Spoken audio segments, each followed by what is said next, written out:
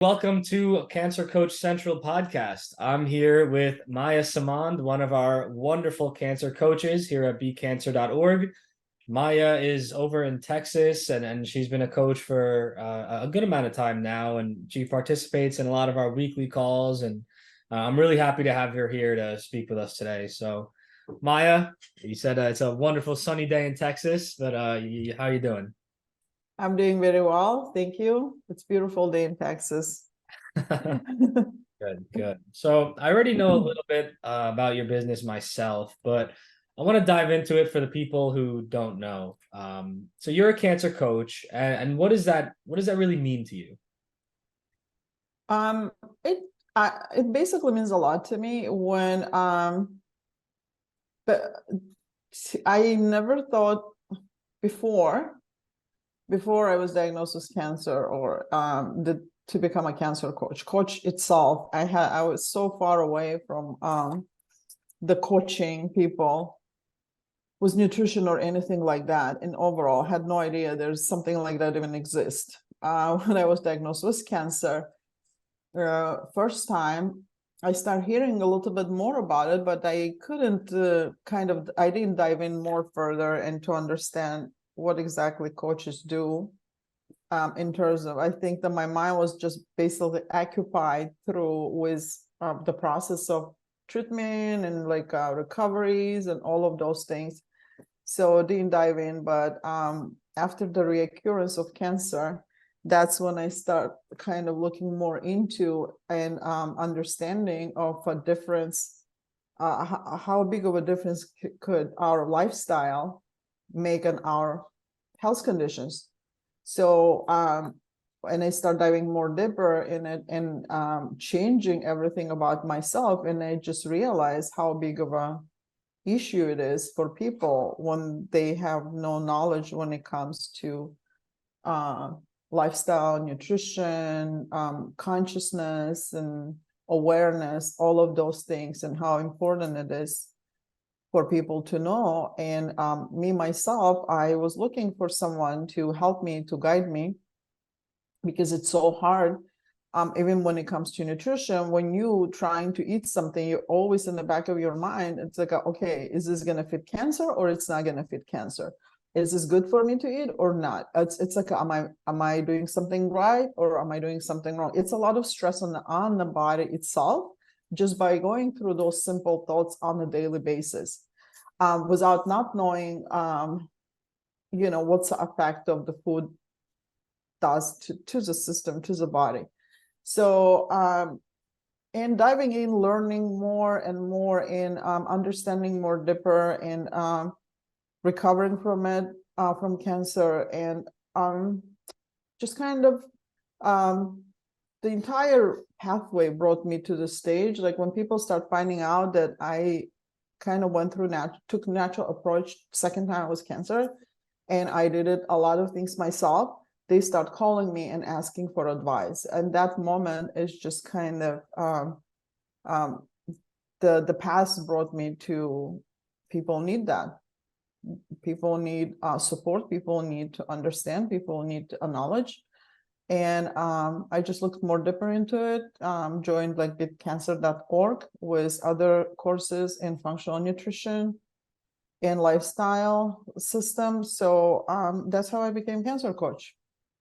And that's a really interesting backstory because you have experience on both routes. Your first time around, you went conventional and got Right. to see the experience there, and then eventually the cancer came back. And then you said, okay, let me try the holistic route. And then you kind of just have been diving into that route the Yeah. since then. And since that you've been going the holistic route in working with yourself, have you had any recurrences or thoughts of recurrence, or ever a time where you thought, okay, maybe it's happening again, or you really had the confidence since then that it's gone and in the past? Yeah. It's, there's a moment, I wouldn't lie, there's a moment when you feel a little bit discomfort here and there, you go, oh, OMG, like, is there something like happening in the body?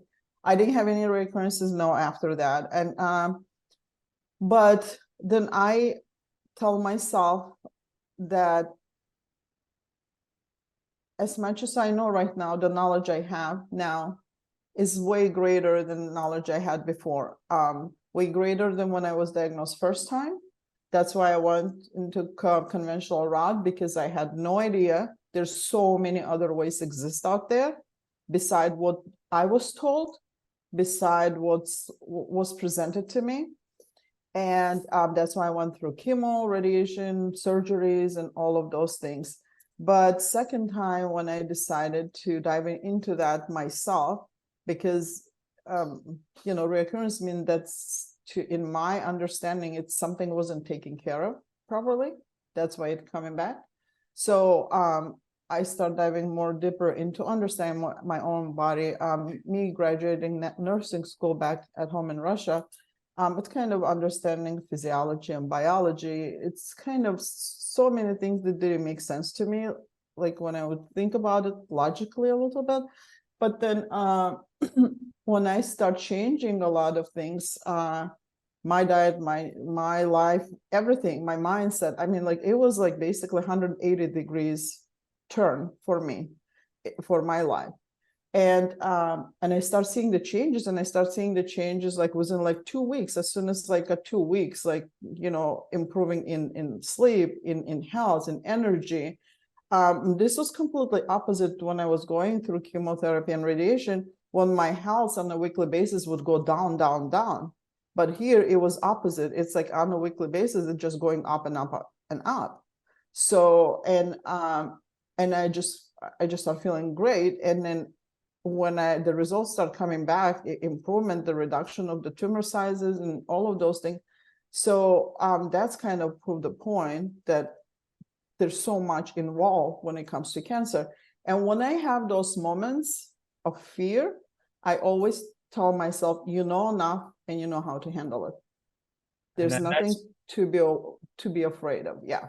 And that's beautiful, because that really summarizes the overall theme that we really try to purport of empowerment. Our whole concept is we want to empower people to take their health into their own hands and become knowledgeable in order to give themselves the confidence that they can work to never get cancer in the first place. But if they do get it, let's work to get rid of it and be strong in that. And that's beautiful. And it's very interesting to hear that you were always interested in health and even went into health in a mainstream profession, but just innately felt like something was off and something wasn't quite right in the way that they were going about it.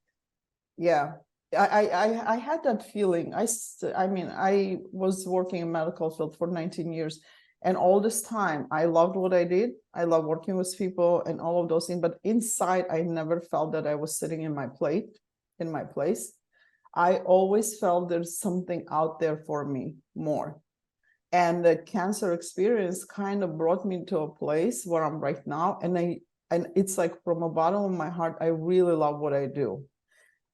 Because the bringing education to people, awareness, this is what I meant to do probably in my life. And the universe basically guided me this way and brought me, even putting me through those harsh experiences in life.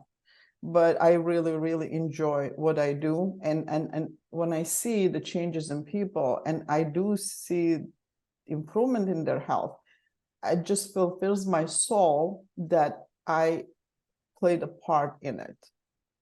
That's amazing. Yeah. And so was there a particular thing that happened, or was it kind of a slow realization, or what was the thing that ultimately had you jump ship from the more mainstream medical route to saying, okay, now I'm gonna go be a coach? Like what was like the I quit moment?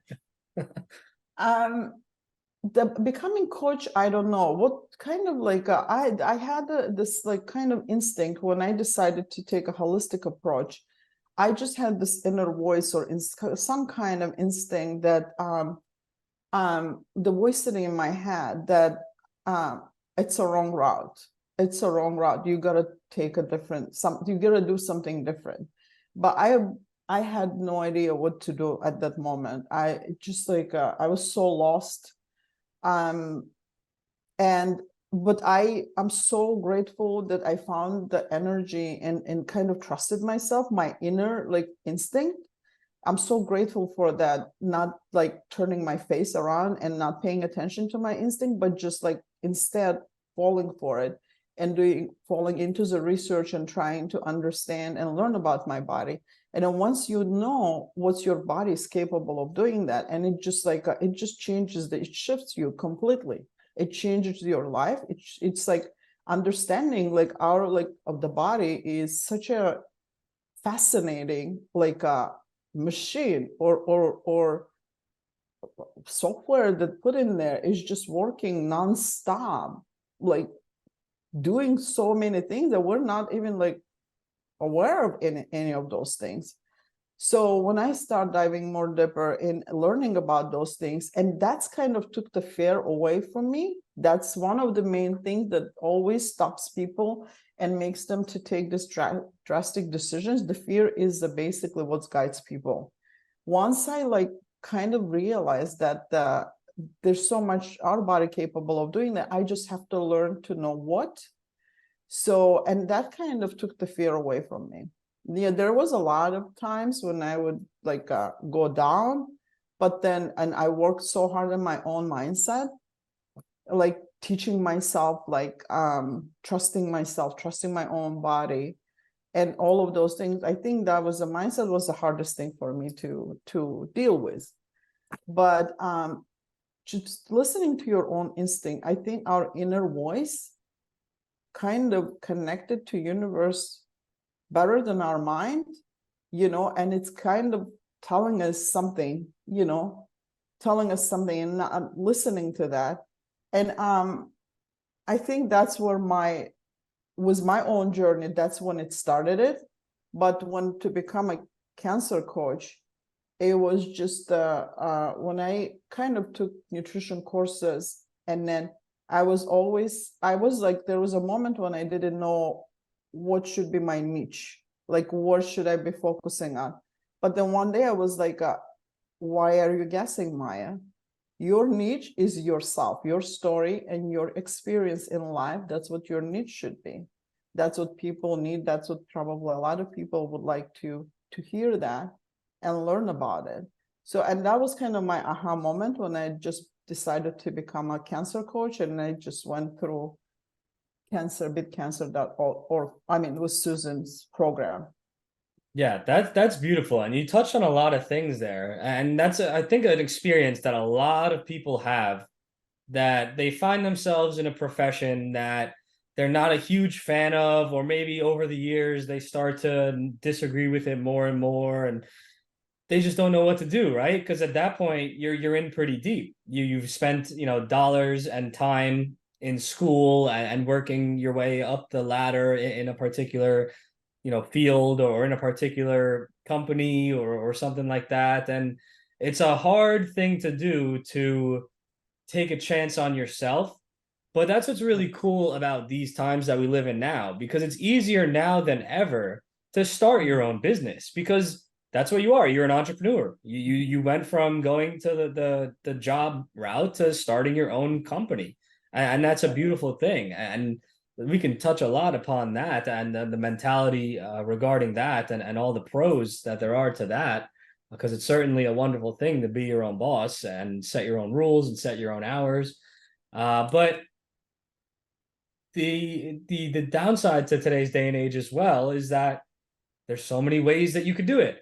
There's so many things you Right. could do. You could try and start this business, that business, this business. Right. And it's a really wonderful idea when we can find a type of business that is not only meaningful, but it's also natural to us in the way that it relates to our story. And it doesn't have to be that complicated figuring out what to do. You can work with what you got, work with what you know. And it's such a natural process, it sounded like, for you, where you said, okay, I like nutrition. I like to learn about that, and I want to help people with that. And then, okay, but even that's a little vague. How do I niche down? Because that's very important. You don't want to be too broad of with your offer. And you Right. said, okay, well, I learned about this and helped myself with cancer. Now I want to help other people. And that's a really common theme that we see amongst the coaches. And it's something that is gonna be a natural point that someone finds themselves in when they're listening to that guiding intuition. So Right. it's wonderful that you're able to do that. Right. Yeah, I the coaches that I've met in my life, every coach became a coach because of their life experience. So there's always a reason to listen to someone who went through and trying to find their own way to become a better version of themselves, whether it come in health, mentally, or whatever.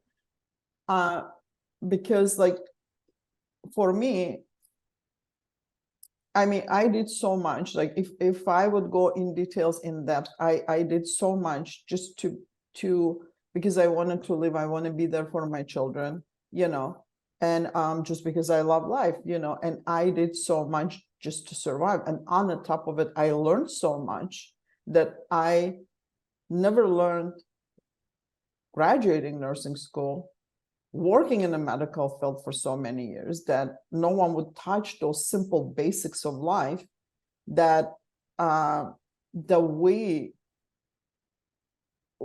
just forgot. We forgot who we are as a human beings, what we are here on this in our lifetime, what exactly is most important we have to be focusing on.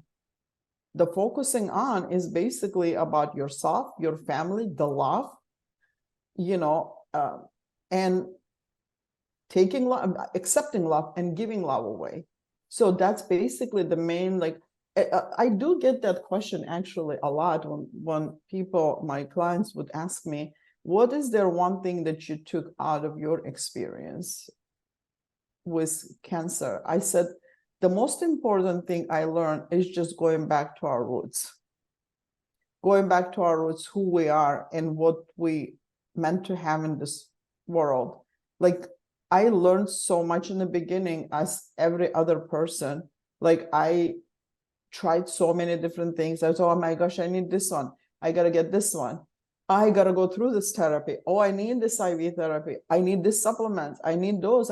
But then more deeper, I start going into the system, into my research and experiencing it on myself. The many things I start pushing away, like, oh, I don't need this actually. Oh, I don't need this. I can do this.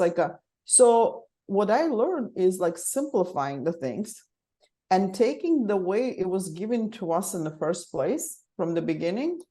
What was given to us is like sun, nature, water, you know, vegetable that grows on the soil, the fruits that grows on the trees, and connection your body to universe. That's basically the simple stuff, like, and just following those steps that have been implemented in our system from the beginning.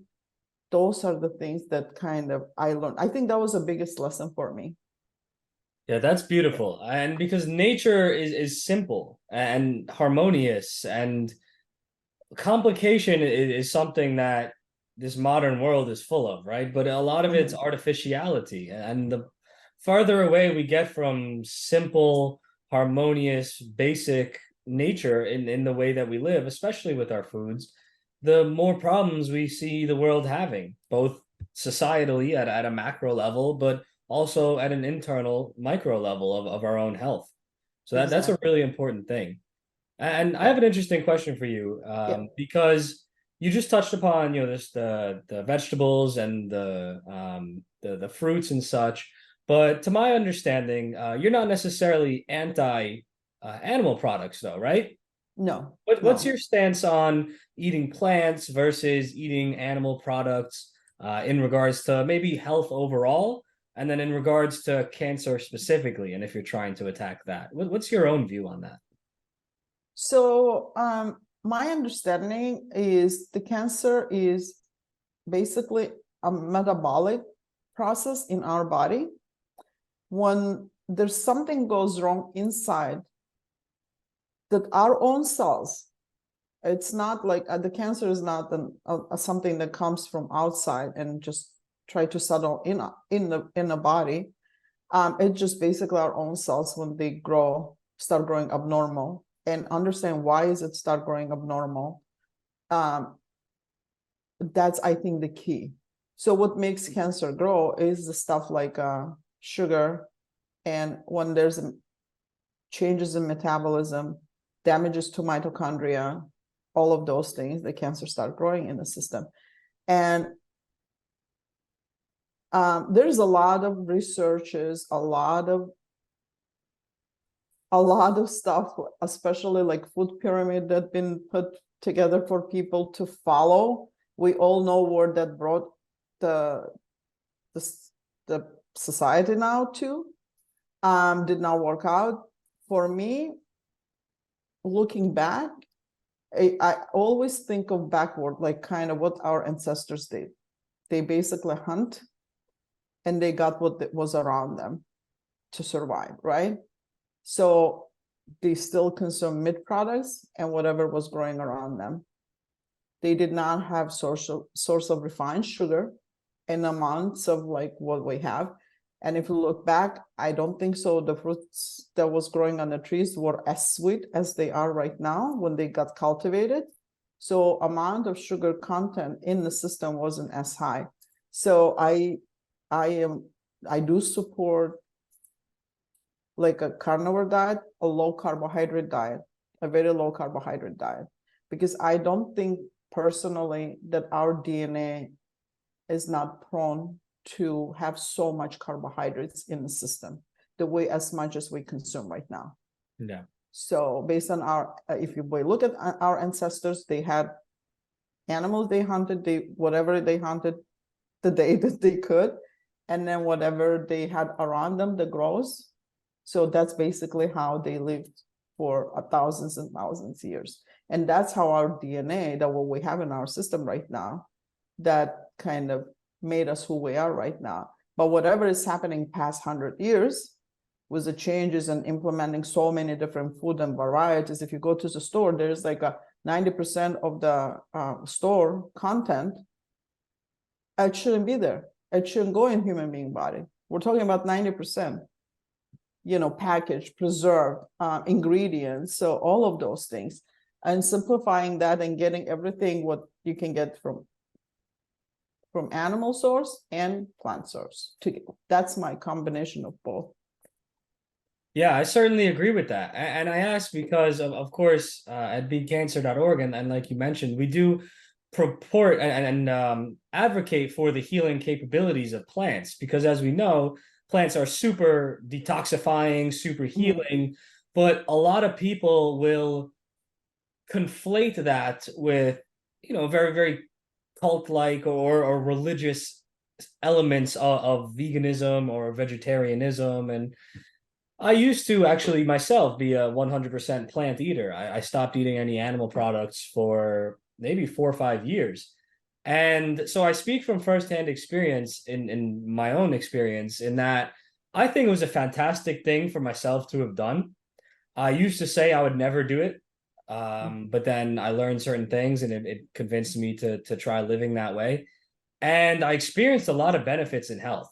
I certainly detoxified, and I could tell my body was purging out stuff over time that had built up. Because growing up, as a child, you don't really choose what you eat. And my parents didn't necessarily know better. And so I did eat a lot of processed stuff and some artificial things and things that I would never touch today. And those really do store away in your body. And so over the couple of years, on a plant-based diet, I ended up really experiencing a lot of health benefits in the detoxification side of things. And then myself, though, after some time, I felt like something was missing. And no matter what combination of plants that I tried, I couldn't reach a fulfilling state in my body, and certain things just felt off. And then philosophically, I became more open to the eating animals and animal products again. And then I just decided to try it out, and it's been a fantastic re-beginning for me. Now that the way I see it is the plant-based diet allowed me to strip down any like illness in my body to a strong foundation. And now with the animal products and then the appropriate plants as well, I am able to build upon that foundation that was stripped down. And so that's kind of how I see it personally, which is Right. I think it's a commonly growing mindset towards it these days.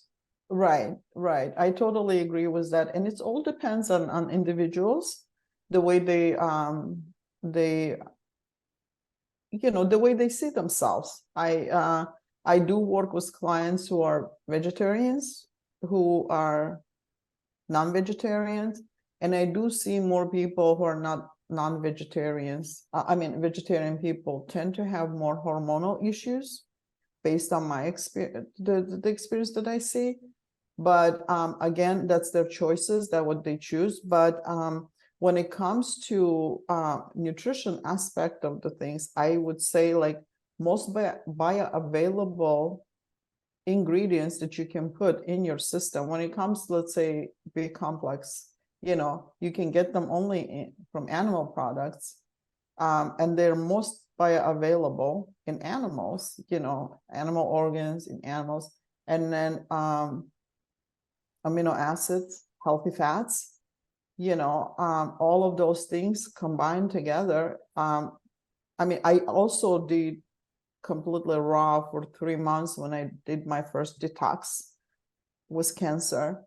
I wasn't, but even then I would implement, I wouldn't say like it was completely raw, because I would be wrong. It's like once a week I would add source of salmon of an animal product to that meal once a week, just to get those healthy fats into the system. So that's basically how I started it with my personal protocol.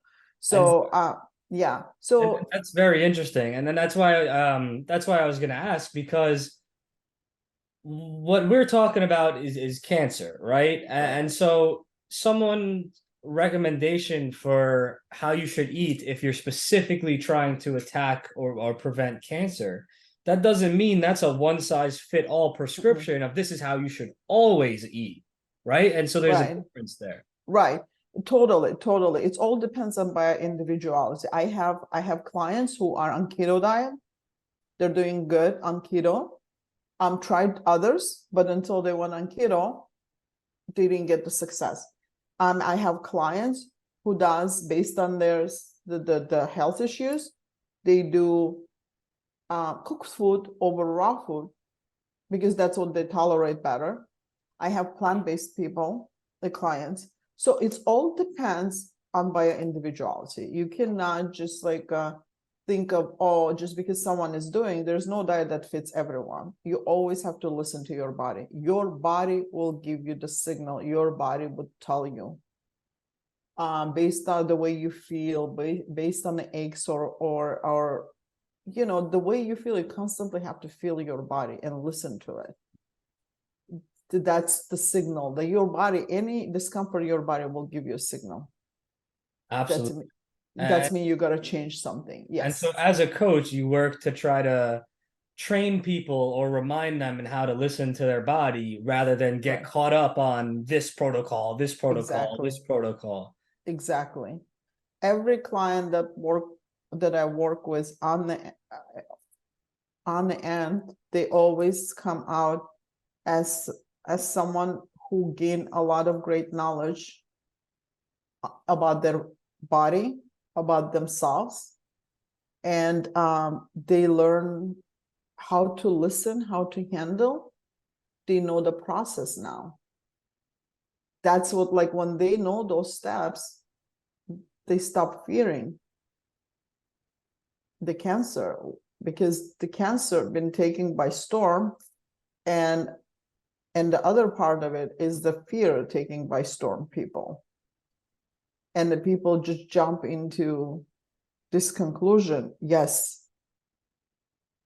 I might die if I won't do this, or something like that. When my oncologist told me, I asked the doctor, I said, what's the outcome? She told me 15% survival rate in my case for my age. past 5 years, 15. And that scared me a lot, of course, at the time. This was 2015. And I came home and I started thinking, I wonder, based on what she told me that, and I asked her, I said, doctor, based on what you're telling me, this information that I have 15% rate, because that put the fear in the back of my mind, whatever she told me. She said that based on statistics, that would kind of also double kind of hit me, because we are, as a human being, we became a number and statistic in this world, in this medical field. We're not a soul anymore. We're not a human being anymore. We're just a statistic, and that's kind of made me feel very sad. And I said, I don't want to be a statistic. I'm not a statistic. I'm a human being. And that's kind of was another thing, like, and I'm going to prove it to myself, and I'm going to prove it to you that I'm not a statistic. And those are the things kind of motivated me. Maybe it's a good thing she told me that. It kind of motivated me to fight even more aggressively, was it, Yeah, and you really nailed it. A strong mind is a strong body. And we Right. have to have that mental resilience factor and that willingness to defy the odds, even if we're told the odds.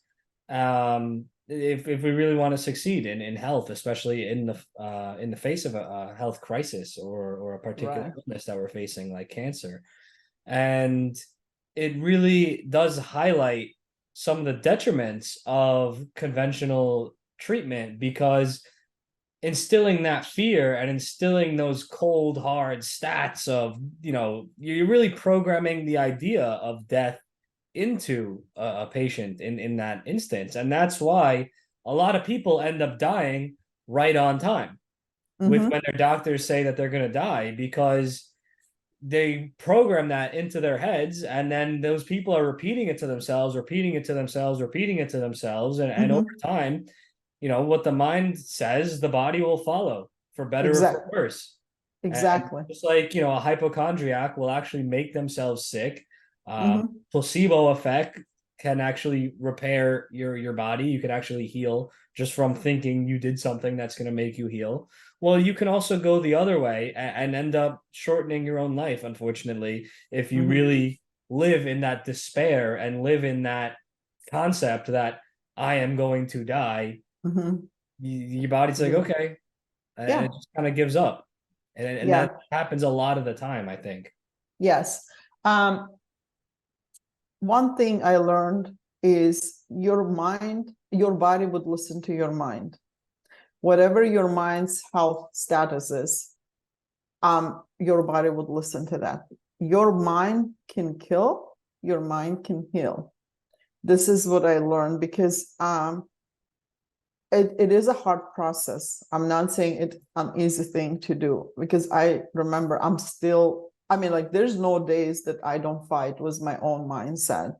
There's no such a day. That every single day, because if you let it go, the body has a memory. It would jump right into that memory, into that space where you were at the time. If you let it happen, it would jump into that space and bring all these emotions and feelings back to you. You constantly have to fight with your mind on a daily basis. And how do you do that? It's just, you got to find the time for yourself. Especially when people get diagnosed with cancer, it's not selfish to love yourself. It's not selfish to take care of yourself. It's not selfish to focus on yourself only. You do have a family. We all have a family. We understand that. And but it's your time. Maybe the cancer is a signal for you. I took it as a wake-up call, basically. For me, there's something I have to change. When I look at my life before cancer and after cancer, I really, really love my life after cancer, because of cancer, I changed. What I did, I think before cancer, I was just existing like a robot, going to work, taking care of kids, mom, household, shopping, it's like a robot, everyday thing. But now I connect with myself. I connect with my mind. I connect with my soul, with my body. I do spend time in nature. I enjoy those little half an hour moments, 15 minutes moments for myself. And that's not selfish. That's when you learn how to connect to yourself, to your inner self, and accepting cancer is not an outsider. It's something here. Don't look at it as something that it came in to kill you. It came in to probably awaken you and give you the blink it's here to awaken you for something different. If you take it that way, and that different really happens. It's like an alarm bell, right? It is. Hey, something's not right. We need to make It a is. change. The body's saying I can't take it anymore. I don't want to just die on you, but you got to do Right. something different, please. Exactly. Exactly. Yeah. Exactly. And even like it's like you don't have to care about, like, you gotta just convince it yourself. It's even you cannot convince yourself, do it for someone else, like do it for your own children. Yeah. But there's always like I mean, transformation is phenomenal, I would say, from my own experience.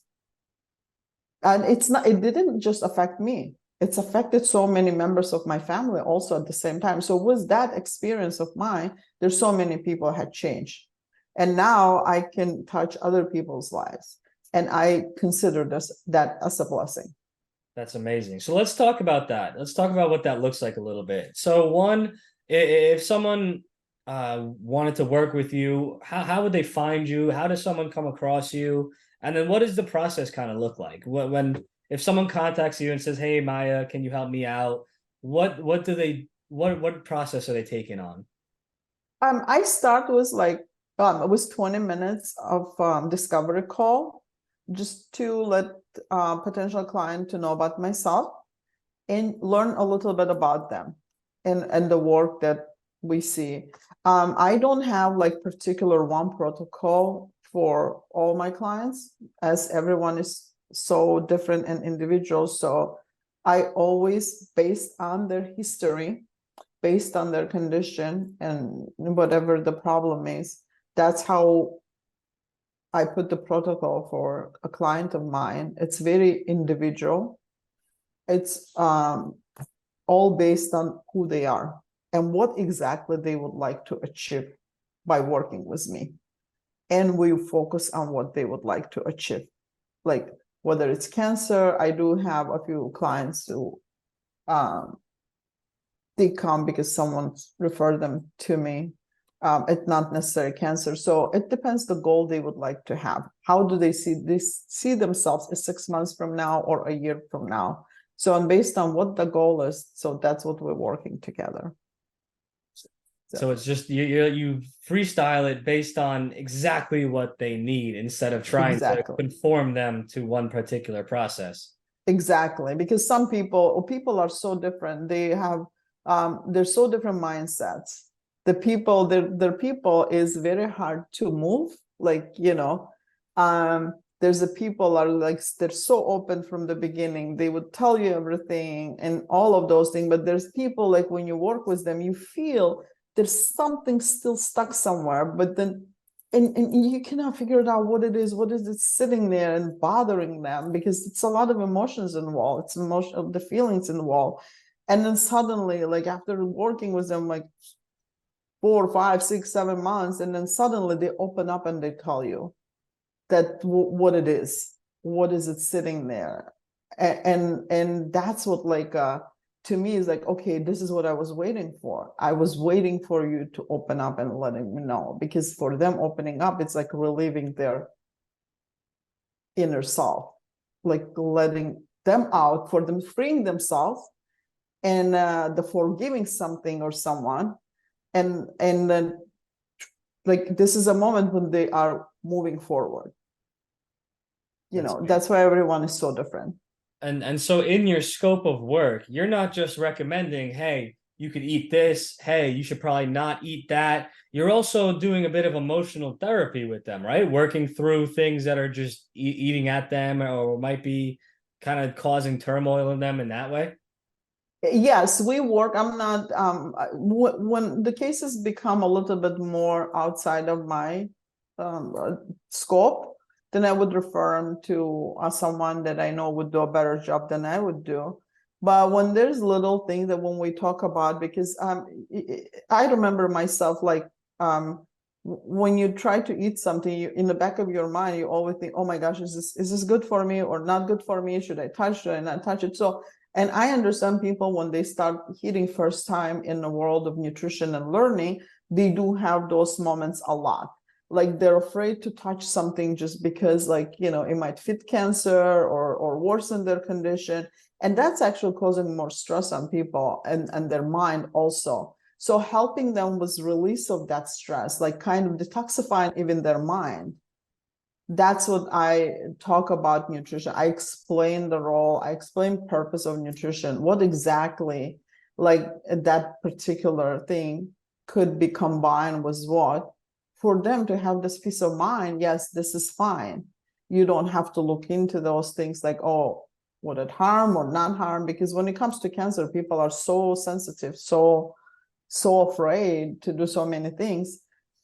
So yes, we try to work on mindset, because a lot of people, like we talk about meditation a lot, sleep cycles a lot, visualizations a lot. I've done those myself a lot. So, and when we talk, I do hear that a lot from my clients when they say, like, but how is that gonna, help cancer?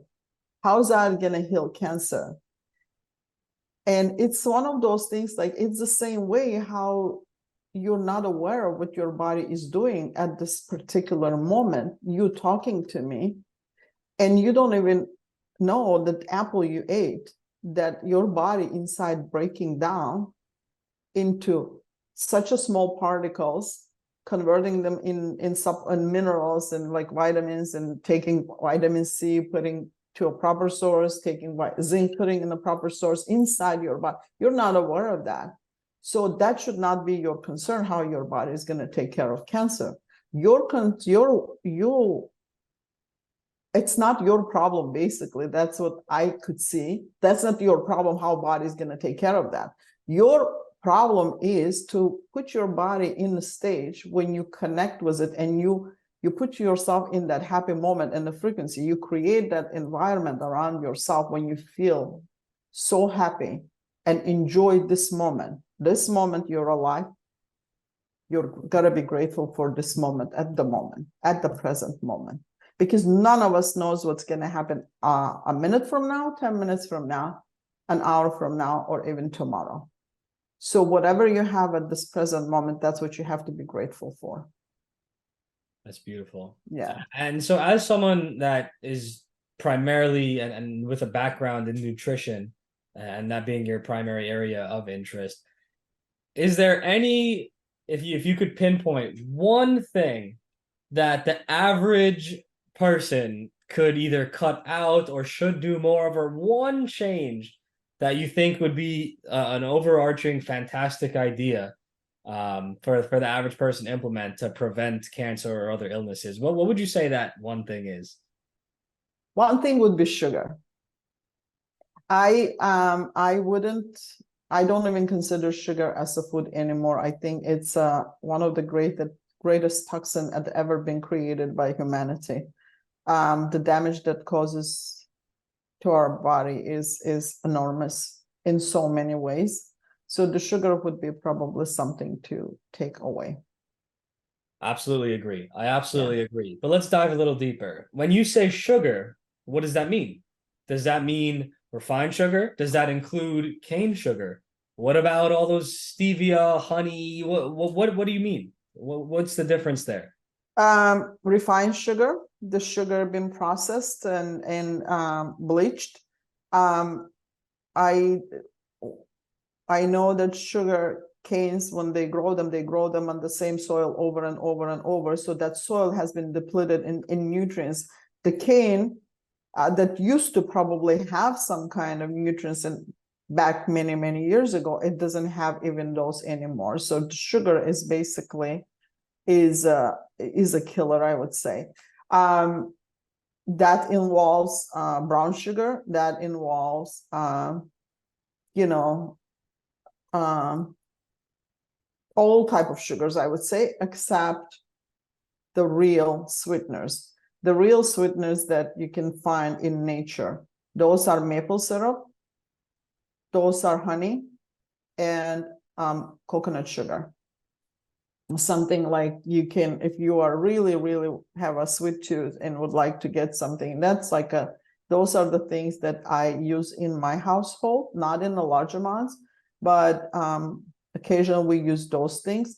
Stevia, I'm not a big fan of stevia because it does affect nerve cells. It can cause nerve damage. So I'm not a big fan of stevia. My understanding, because it's not a plant itself, even though considered to be a plant, driven from plant, same thing as white sugar, comes from plant, basically. But my understanding is when there's isolation happens, when they take one compound and create just that single compound, I think that's what affect our body, because the way I understand, I kind of make this up for myself. So when you eat the whole thing, if you take a stevia leaf and chew on it, you probably would get a better result than just consuming stevia itself. Same thing with other things too. It's better to eat the fruit itself than taking isolated compound, because the way that's been created, same thing is in our body, everything is connected to each other. Every entire process of the body is like if one thing goes off, then entire body would shut down slowly, one by one. Same thing was like, if you take pineapple, yes, it does have a bromelain in it. When we isolate that bromelain, are we digesting that well? That's what my always question is.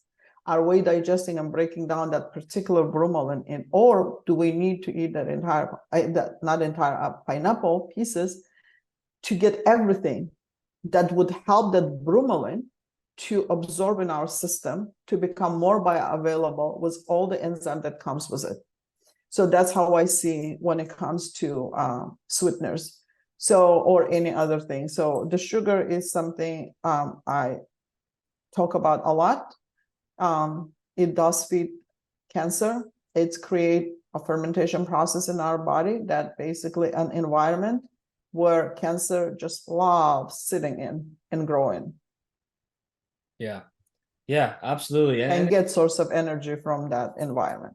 It's hard these days, right? Because we talk about we want to have things in their full forms, but even when you look at that pineapple, because of the modern farming techniques and industrial agriculture and such, the things that it's supposed to have in the harmonic balance aren't necessarily even in there anymore. So right. I try not to freak myself out too much about these things, but it's sometimes it really is stressful. It's like, where do you look? Well, all right, this is good, okay, but it's actually bad in its modern form. This is good, okay, it's actually kind of bad now because they changed it.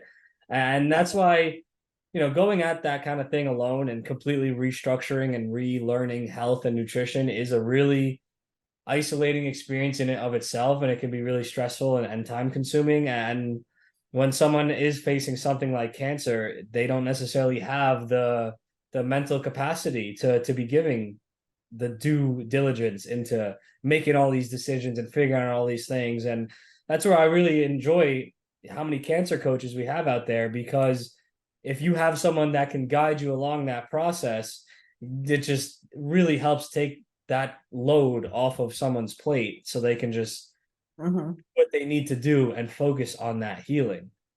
Right. We come to support people. We come to teach them, to support them, to ease the burden of cancer on their life at that moment when they're experiencing cancer. Because it's very overwhelming. I went through twice, and there's a moment it's just you want to crawl down under the sofa in the darkest corner. So like thinking that's where the corner, and the cancer is not going to like catch up with you or get you in that corner. Those are emotions and feeling, but when the cancer coaches come into the picture, a lot of people have this like relaxation moments. They start gaining hope the reason for it is because they hear the things from cancer coaches that they don't hear that from their doctors. They feel support. They feel that they've been caring, like the coaches do care. I do care about my clients a lot. I go through a lot of their emotions. Sometimes I find out a little like, hard even on myself, being worried about each client of mine. So we basically we enjoy with them. We get sad if they get sad. We're like right there with them, and they feel that they need that talk with someone who would take beyond, oh, you need chemotherapy and this is what you have and this is it, like basically I'm nothing beyond that. So emotional connection, like showing some kind of like how to say that, I mean, like just being there for them, with them and for them, that changes, it takes a lot of burden off of their shoulder too. Yeah, absolutely. And so in your time as a cancer coach, I know it's been a bit of time. How many people roundabout do you think that you've helped? um I I have a few clients that were giving a year to live. One of them still alive. I think it's been 7 years now, 6, 7 years now. She's still alive. So I have a few other clients who are struggling with so many other problems for so many years. We're talking about over 20 years. We're not talking about like 5 years, or it's over 20 years. And they're at the place where they never felt before. They forgot how to feel, to live in a healthy body. It's hard for me to count. I'm trying to remember, but there's numerous of clients of mine when they're in a better place. I just got a review from a client a few days ago on my website, like how much her life changed. And we don't do anything extraordinary. All we do is changing, like helping them with their dietary changes and mindset, and maybe a few other supplement suggestions. That's all we do, and their life is just basically transforming completely different way. So it's hard, but I would say about, when it comes to cancer, probably about 8, 9 clients that went above and beyond what they were told. That's amazing. And you really touched upon an important thing right there, because this, cancer coaching and healing from cancer in a natural way, it's not an overnight thing, right? No. Especially when someone has lived for sometimes even decades in an unhealthy manner, building up toxins, building up energetic blockages, building up cancerous cells and tumors and whatnot. That doesn't just necessarily go away overnight. It takes time to reprogram ourselves and to reprogram our minds and to make the healthy choices and break that inertia moving in an unhealthy direction, get the train going in the other direction, and then build that momentum going as well. So it's really important for people to understand that. Whereas a conventional approach might just say, boom, we'll cut it out. It's cut out and done. Or is it? And when you're going a more natural route, it is going to potentially take time to the results. And unfortunately, a lot of people have in their mind that quick fix mentality. A lot of people want that quick fix and aren't necessarily willing to put in the due work to get the due quality results. But I'm sure you can attest to it. The ones that get the best results are the ones that are willing to do the work. But not everyone is, right? Right. The beauty of our body is it heals itself. It doesn't happen overnight. That is something that people have to be aware. We replace the cells, the body in our body, cells get replaced all the time. Certain organs replace like within a few days. Certain like takes them months. Certain organs like bones, I know replaces itself every 7 years, I believe so, 7 to 9 years. So that's the beauty of our body. When I think of the way when I talk to a client of mine, I said, right now, what I'd like you to do is just to say how much you love your body and how much you grateful for the body you live in, because what you put your body through all these years before cancer, can you imagine like the stress and devastating that your body was going through before it just hit you with cancer? So you got to say thank you to your body for tolerating what we did to ourselves all this time. Was it intentional, non-intentional? But we did it, you know. So bombarded with toxins, with the food that shouldn't go there, was I mean, basically it's torture. To me, it's like a Holocaust, like the way I could see that when people do. So just being grateful and loving your body at this moment, that's how I usually start.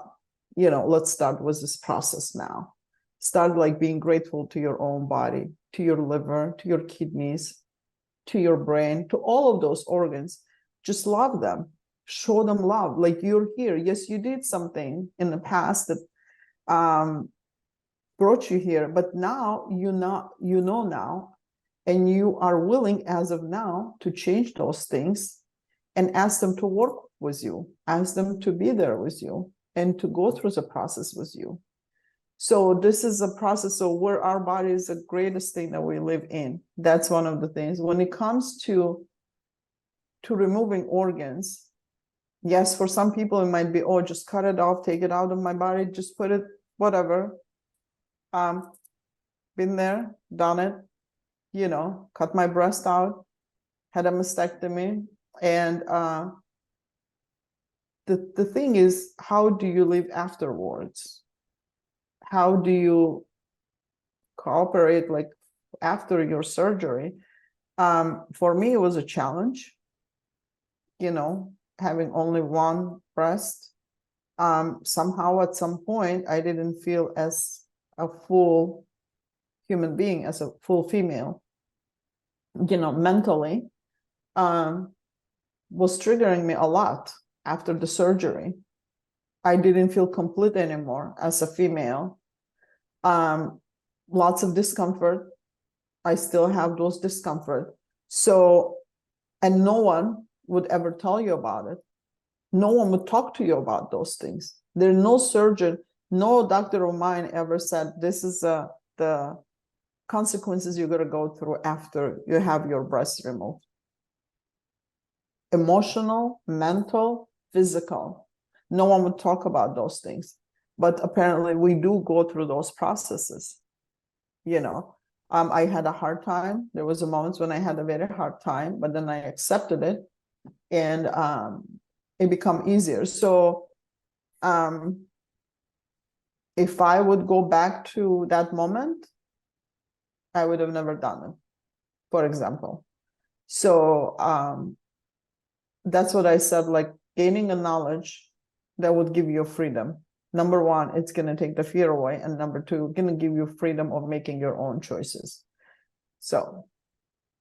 Yeah, that's a very beautiful thing that you just shared, and really really valuable advice for anyone that might be facing a complex decision on what route they want to go with their cancer of any variety, because certain things you can't come back from necessarily, and certain things might seem like a quick fix, but have ramifications that might not necessarily be you might not necessarily be aware of them. So for anyone that's considering working with a holistic cancer coach, you know, I would certainly clip that up and make sure that they hear something like that. That's really powerful. Thank you.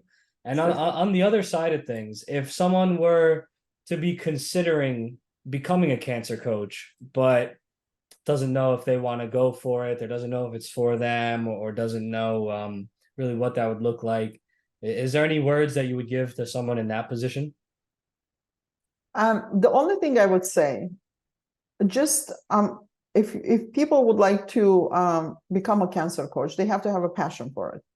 I did not become a cancer coach just because of the business aspect of it. I just wanted to teach people. I just wanted to spread the awareness what I went through. And my mom passed away from cancer, and I remember up until 2008, like the way she passed away, she was just basically burned with chemotherapy and all of those things. And me myself experiencing the things in what I experienced in my life, I hate people going through those tortures. So more people would keep themselves away from it.